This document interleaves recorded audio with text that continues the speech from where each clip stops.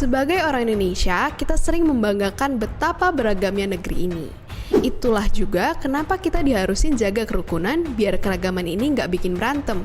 Sampai-sampai banyak yang ngelarang untuk membahas SARA. Apa sih SARA ini?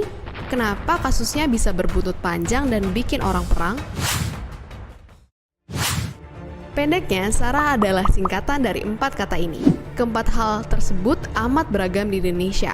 Sayangnya, keragaman suku, agama, ras, dan antar golongan yang harusnya jadi kebanggaan Indonesia malah kadang dipakai buat saling menghina.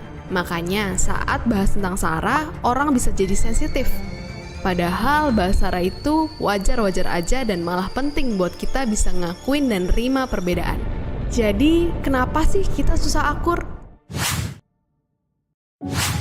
Simpelnya banget, ada sebuah teori yang menjelaskan fenomena ini. Teori ini ngegambarin gimana identitas kita terbentuk berdasarkan kelompok yang dekat dengan kita. Jadi, setiap orang itu suka berkelompok. Misalnya, kita ketemu sekelompok orang yang dari suku atau ras sama, punya agama sama, atau golongan yang sama. Saat udah ketemu, kelompok ini jadi sumber rasa bangga dan harga diri kita.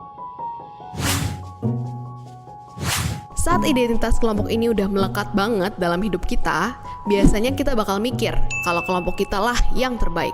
Gak jarang caranya ini lewat membandingkan dengan kelompok lain, bahkan sampai menjelek-jelekan kelompok lain.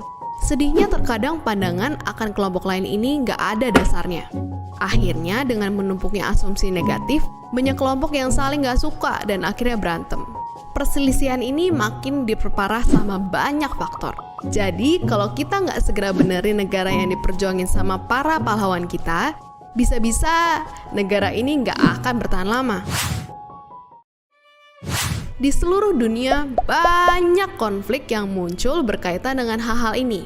Lebih sedihnya lagi, di Indonesia juga makin sering muncul bibit-bibit perpecahan. Belakangan ini kita sering dengar berita tentang pelecehan suku dan ras tertentu di Indonesia. Akhirnya, kebencian antar kelompok-kelompok yang beda pun makin menjadi-jadi. Tentunya kita nggak mau Indonesia terpecah belah kayak gini. Munculnya perbedaan dalam masyarakat itu wajar. Jadi, nggak ada salahnya untuk kita saling memahami satu sama lain.